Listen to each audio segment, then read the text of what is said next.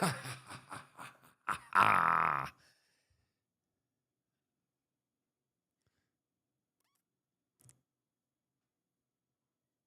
love this shit. We are live on Abstract again. It makes me so excited. So, we're going to do a couple of things because you know what?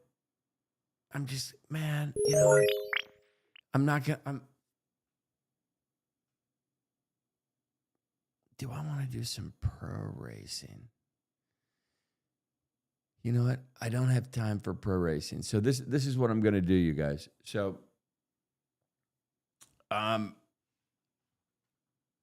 this is one of the things that really excites me is what Abstract is doing.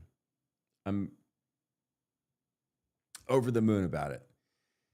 And when I take a step back and I look at what's happening in this ecosystem, and yes, other platforms have been streaming and doing these things, but this crossover for the Web3 people that are now streaming on platforms like Abstract, Arena, a bunch of these different platforms, what we're seeing is this proliferation come onto the X platform. And we're seeing, instead of spaces, we're seeing multi-guest streams with 5, 6, 7, 8, 9, 10. Tomorrow, I am going to have a stream, I believe, with 10 people at 3 p.m. Central Standard Time. Every single day, I go live at 3 p.m. Central Standard Time. We've had anywhere from 400 to 1,100 people watching concurrently at the same time. And I am streaming on Abstract, X, and YouTube. And what's interesting is I don't have boobs. So for me to put out a good thumbnail and get people to come on Abstract has been difficult. But in the next couple of days, I am going to flip the script on that. I promise you. So with that being said, so this is what I have to do tonight. I have to do my news show. And so what I have been doing is I've been So it's funny. At night, I write my Substack report, which I've been doing every day for almost 3 years. Then I record a podcast for Critters Quest. In the daytime, I go live for a couple hours. And this is something that started on Saturday of this week. And I just want to explore the Abstract platform. I want to explore what's happening here, where it's going. I want to be involved in this ecosystem. And it's hilarious. For a couple of days, I was streaming Fortnite, and I will smoke you with smoke sauce. I don't care how old you are. I will smoke you in Fortnite. And people didn't believe me, so I streamed that a couple of days, and nobody showed up. So it's like you shift gears. So here's what I'm doing. So streaming is live streaming, right? Like you are just getting all your shit out there. So I decided, when I record my podcast, instead of recording it just by myself, I'm just going to stream it. And then what I do is I go into editing mode. And there are nights where I will end the stream when I'm recording, then I will click back in and I will go into editing mode. And I will show you guys how I'm editing, what I'm doing, the tricks that are available, the ways that one person can create content. And if you are in this ecosystem, people have been clipping Abstract streams. So the tools that are available are magnificent. It only requires your patience and you're willing to speak to an AI and learn its language, have it learn your language, and you begin to produce really awesome content. So I think there's a bunch of neat things coming down the pike that everybody should get involved with. And the only way you do that is to tune into this space literally every fucking day. So that is what I'm doing. I'm getting ready to stream my news podcast. So let me get that together and we will see how this runs for today. All right. You know what? And we're not even going to go with an intro song today because I'm going to do that in post-production. So this is interesting as well. If you are creating content and editing content and doing all of these things by yourself, there's some tricks that will make life much easier when you get into the editing bay and you have to take your content creator hat off and you have to go into editing mode. And the idea is, as a creator, you want to make the job for the next person in line very easy. Here's a simple example of what I mean. In construction, if somebody puts a piece of blue tape on the wall to hold something up, to mark something, to do whatever, and they take that tape and they push it against the wall, the next person that has to remove that tape, it's a pain in the ass. They have to get in there with their fingernail and slowly pull it off to get this piece of tape off. If you are a professional, when you put a piece of tape up, before you push it against the wall, you fold over a tab so that the next person that comes along that needs to remove the tape can easily pull this tab. The idea is, as a creator, how do you create that tab for yourself when you're going to step into the editing bay? And then you have to think about the idea that AI is going to help you in all of this. So in simple terms, it means creating space in between your content intervals. An example is this. That just simple pause and me staring will let me recapture and start another scene. So these simple little tricks that a director or an editor may be yelling on set back in the day now are things that you need to think about as you're producing content. And yes, it's very different when you're live streaming because nothing fucking matters. But I'm just giving like a walkthrough of tools that are available that didn't used to be available. You used to record something live and send it to an editing house and 2 weeks before turnaround. Now the demand and the news happens so quickly and so fast. You need to record shit, edit it, and get it online within 2 hours, immediately. That rush with the amount of things that you need to do is overwhelming. It used to be unthinkable 3-4 years ago. Today it's possible. The idea is, how do you breathe efficiency into your workflow to take advantage of these other automated things that are going to help you along? And the answer is put space in between your content. Just like that. That, man, you know what? It's funny. I just gave you guys a cold, hard secret. What's interesting about that is there are, we will call them journeymen, craftsmen, plumbers, electricians, master carpenters, master welders. They will learn tricks of the trade throughout their lifetime, and they will never, ever share those tricks. Another analogy might be they say that people have old man strength, right? Have you ever heard that? Like if you get into a fight with an old man, they have old man strength. They don't have old man strength. Through years of processing things, they've learned tactics like leverage and flow and input and output that you don't grasp when you're filled with hormones and fucking testosterone and want to kill somebody. So it's like understanding process is the key to successful output. The process is changing. AI is your friend if you let it be. You have to understand its limitations, how to feed it good food so you can get the bad food out of your diet. And AI does that rapidly. Rapidly. It's absolutely insane. All right, so I got to get into some news. And how are we going to do that?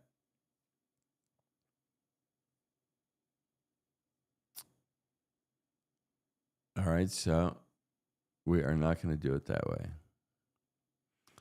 Okay, so again, I said I was going to play some music, but I don't need to play some music because we are going to do that in post-production, my friends. All right, let's kick this shit off. I'm kidding. No, I'm not. I'm kidding. No, I'm not. That would be ridiculous.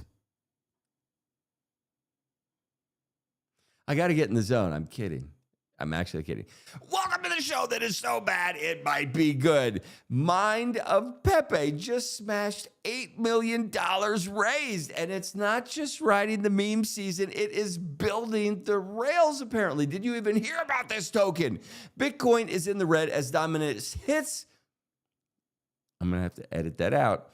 Bitcoin is currently in the red, but dominance is still in this 62% mark. And if you smell something in the room, it is probably Fartcoin. Let's get into all the shit. Chaos to clarity, noise to narrative. It is Wednesday, April 16th. Welcome to the Daily Quest, because numbers never lie, but they sure as fuck do confuse me.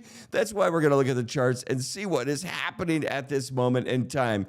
And oh, I wish I didn't even do it. Look at that heat map. It is, it is so red. Oh my goodness. Crypto Greed and Fear Index has slid down to a 29 from a 38 yesterday. We are still in the fear zone.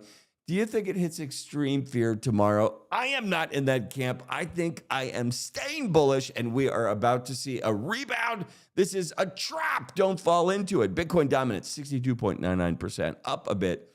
Ethereum dominance, 7.20%. We have been talking about this on our live spaces. It is at a 5-year low as far as dominance goes. Are the alarm bells going off for you? For me, they sure as fuck are. And if you're telling me that Ethereum is going to be the underpin of DeFi in the future, you are smoking something. That's all I can say. We had a heated debate about this today. Tune in every day, 3 p.m. Central Standard Time on X, Abstract, and YouTube.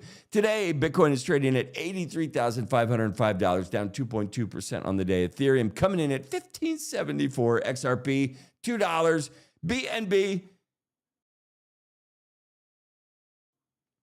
BNB trading at $580, Solana $125. Everything is in the red at the moment. Now, I normally don't do this, but I want to do this for the moment. We are looking at the top 100 as far as crypto market cap goes, which means top 100 is pretty good, right? We are going to look at the biggest losers at the moment. All of these have a story. Pi Network.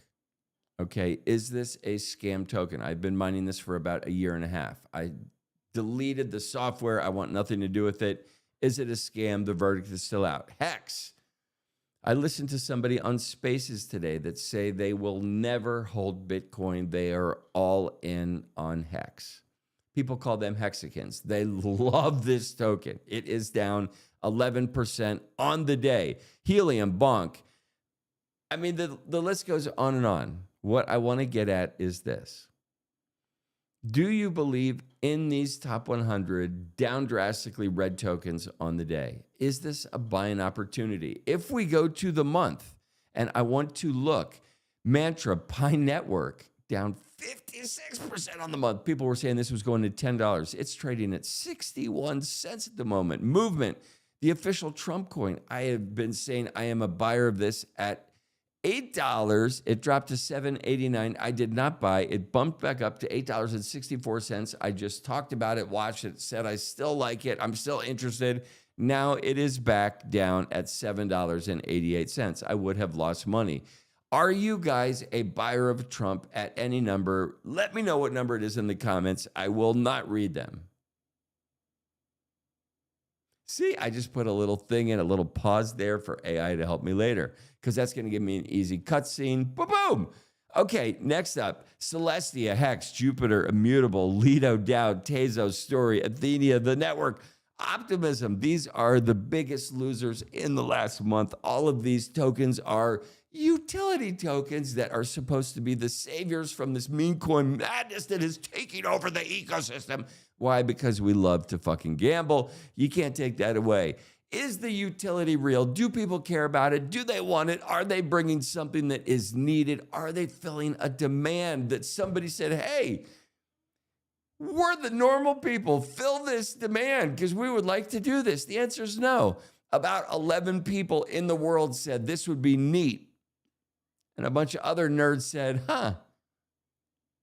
I think that's neat. That's where we are. Fix it. There's another little AI break. Okay. Next up today, altcoin season is not here. It is Bitcoin season. We are coming in today at an 18, and I want to drill down on this top 50 performances over the last season. Seasons in this realm are considered 90 days. Bitcoin is about number 8. When we look at the losers over the last 90 days, we have huge tokens here. ENA, Uniswap, right? This protocol that swaps absolutely fucking everything. It is one of the biggest losers. POL, Pepe, Algo, Near, Doge, HBAR, Doge, all of these tokens. HBAR just leapt above Shiba Inu in market cap. Like, all of these tokens have been crushed in the last 90 days. They've been crushed actually since Trump decided to take office and release the Trump and Melania token. That started the downfall. Then the Libra token scandal fucking just destroyed whatever modicum of trust we had established post FTX in this ecosystem. We need to rebuild. It is not happening. Not yet. Tomorrow, 3 p.m. Central Standard Time. If you know, you know. If you don't, you fucking will. That was a bit over the top, wasn't it? I'm sorry about that. I am so sorry about that. What is happening? I can't work like this. I cannot work like this. How did this just go so terrible? I'm so sorry. And if you're watching live, and I know that nobody is, I edit all this stuff out. It makes it seem like I'm really smart and together when I put the finished product out. Like, there's no beer drinking. None of that. There's no long-winded breaks. There's no thought process. I just deliver cold, hard motherfucking facts. All right, where were we? Oh, okay. This is some news that caught my eye. Microsoft warns of fake Binance trading view tools. It is infecting a bunch of traders. There is a Node.js based malware. You have to be on the look of it. There is a Node.js based malware. You have to be on the lookout for this, especially if you are one of those Windows nerds. Get a Mac.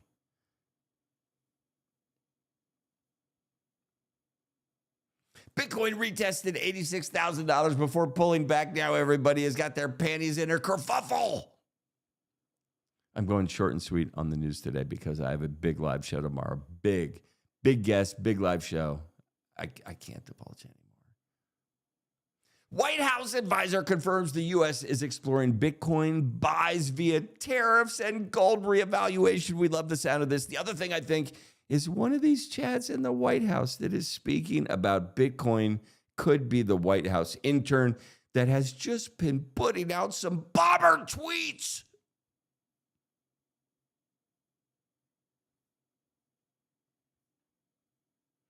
Trump is reportedly building a Monopoly-style crypto game with real estate mechanics and blockchain backing. Now, we're going to get into this today, but forever, I have been saying this Trump token, the Melania token, the only thing that needs to happen is for Trump, a.k.a. the instigator, to decide to give them utility.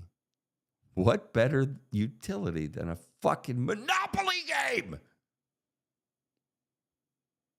I can't wait to get into this later today. Oh, my goodness.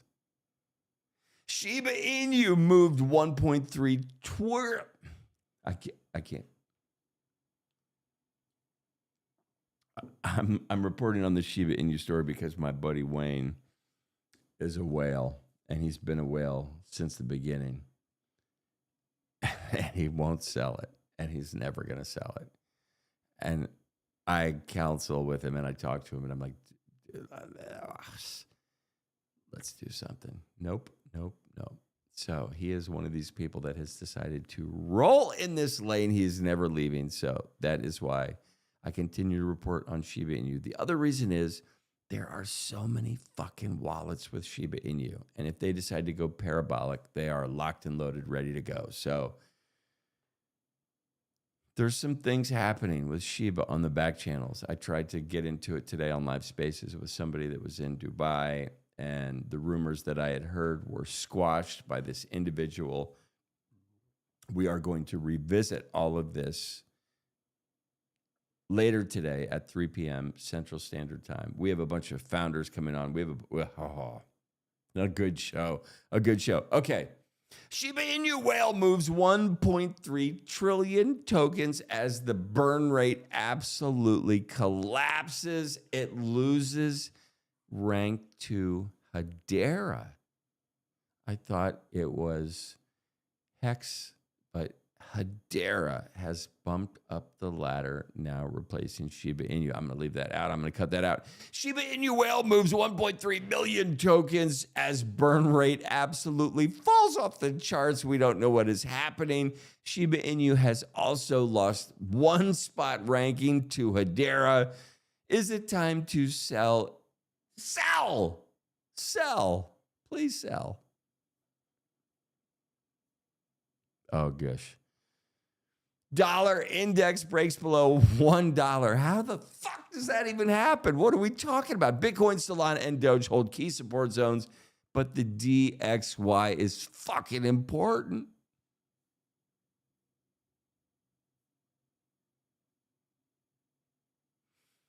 The odds of a May federal rate cut just plunged to 16% before we were at about a 45%. Jerome Powell says shit is not looking good, motherfuckers. This is okay. I'm doing this live. This is on my time, but I have to cut and paste this, and this is for work. So the odds of a May Fed rate. Okay, I want to keep it in my. The odds of a Fed rate, but. The Fed rate, Kate. The odds of a Fed. If you are a betting nerd, which all of us are, the odds of a Fed rate cut plunge to 16% as Powell sticks to a wait-and-see stance, meaning there is no certainty coming. And in the crypto market, uncertainty is the worst ingredient to have in your salad bowl. Oh, goodness. Ethereum eyes a breakout. There is so much stuff coming down the pike. We had such an awesome heated debate about this today, and somebody was like, why did you let somebody glaze Ethereum for 20 minutes? The Pectra upgrade, it is on deck. It is bringing a price target. Buckle up for this.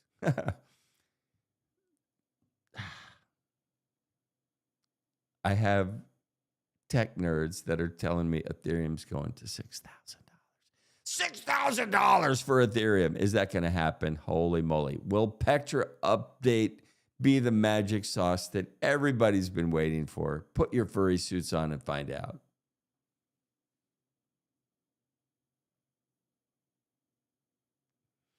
Dogecoin is building momentum toward $1 as new reserve and Trump ties signal real use cases. What? That means Trump and Elon have been hanging out with Little X, and they're talking about how fun Dogecoin is. If you are still chasing crypto clarity, what I would love for you guys to do is get into the Critters Quest Discord. Tune in daily to the show. We have a new show and we have a live panel that is absolutely electric. You can also get the early edition in the Substack. There is a link in my bio. I hope you guys enjoy all the things. Stay out of trouble. That's how we do it. Boom.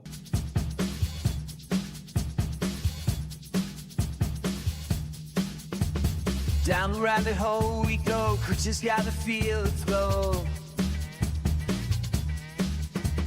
Riding rhythms here to stay, on the quest for let it stray. Power up, hearts can dance, on Solana take a chance. Get on your quest, quest, with Richard's quest, quest, strategize, make the best on Solana's quest. All right, and just like that, nerd buckets. So I just finished recording the show. I'm still streaming live at the moment. So I don't even know how long that took me, but basically I need to go back in and try and create some magic out of that. And this is another interesting thing that I think is going on in the space is there, and it's awesome if you are somebody who wants to create clips. And think of it like this, that production value used to be sought after. This high technical expertise shown through your work when you're producing something, that's what everybody wanted. Now, the generations are used to receiving content on their cell phone, which means the output as a creator can be different. So I don't need a green screen. I could just do that harsh cutout that all cameras have that say remove the background. And it gives you this weird little cutout edge, but that's what people want to see for some reason. And I'm going to have somebody on the show tomorrow, on the live show. And what's interesting, she was speaking about something, she called it because I don't know what the term is, I'm going to call it the Zoomer shake. So these kids, right, that like to see content, if you are creating content, if at the beginning of this content your phone shakes as if you're setting it in the stand or doing whatever you do, that little unprofessional shake, that peep behind the camera is what people want to see for whatever reason. So this little shake at the beginning of your video could be an insight as to one of these little recipes that exist to gain traction. And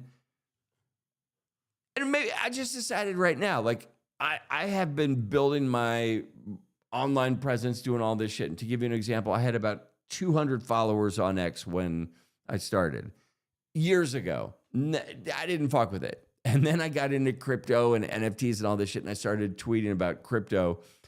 And my 200 followers, all my friends, they all blocked me and removed me, and I went down to 13 followers. So from 200 to 13 is when I started building up my love for crypto. And the ecosystem has changed, technology's changed, the X platform has changed. What's coming down the pike is video user-generated content. And I am starting to understand, because I'm older, right? I don't have boobs. I don't move to the front of the algorithm for anything. But when I look at these little ingredients that might be what a master carpenter knows that he doesn't want to share, my goal is I want to share these things with you as I learn them. So I think first on the list for any new creator is get a boob job. Male, female, they, them, get a really, really nice boob job. I mean, spend some money on that stuff. I mean, get a pair and make them nice. You know what you could also do, which would be kind of cool that nobody's done, is get one. Just one big one in the middle. A boob. Who needs two? You can only use, well, it's a family show. But that would be my advice. Start picking up these little ingredients. Learn how to work with artificial intelligence. Learn how to give it good prompts. Learn how to make your editing time easier by giving yourself space in between your segments when you're recording. It's that simple. It lets you piece things together and stories. A lot of times I have the problem of I'll start speaking and my mind starts to race and I'll just ramble on and I'll go through all of these different ideas. And if I had just given a breath in between ideas, it would have let me piece things together and make them look way better on the back end. But instead, I rush through stuff. And when you piece stuff together, the clips are cut just a bit too much. And you can make them just right. And you make them just right by thinking about it like chess, not checkers. And look at the tools that are coming down the pike. AI is fucking awesome. Understand there's going to be words. You know, most people add text to the videos when they finally come out on the output.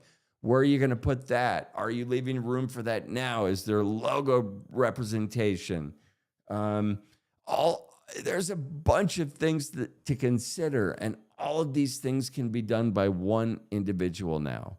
And it used to be the talent, the script writer, the cameraman. I mean, we're talking a list that's retarded long. Now it's one person and a cell phone. And when I'm done recording, I turn the cell phone off and I go into editing mode. And it's amazing. I remember as a musician when I was able to go from having to go to Los Angeles or New York to record to being able to record wherever you were because the digital technology at home had gotten that good. You're no longer recording on what we called ADAT tapes, reel to reel. You were recording digitally and multi-tracks, and it was mind-blowing. It was amazing. That's what we have. This ingredient of AI is going to 400x your ability to produce back-end amazing banger content. But until we get there, the AI is still learning. I notice all these little quirks, and I think the patch or the way to deal with these quirks is to give yourself a breath in between your ideas. Just like that. That's how we do it. So, you know, that's like 4 little clips that I could, oh man, I just went off the rails. All right, I got to get to work. I got to do a bunch of editing shit. If you guys are still watching, ask yourself this. Why? Anyway, I do a fucking shit ton of stand-up comedy.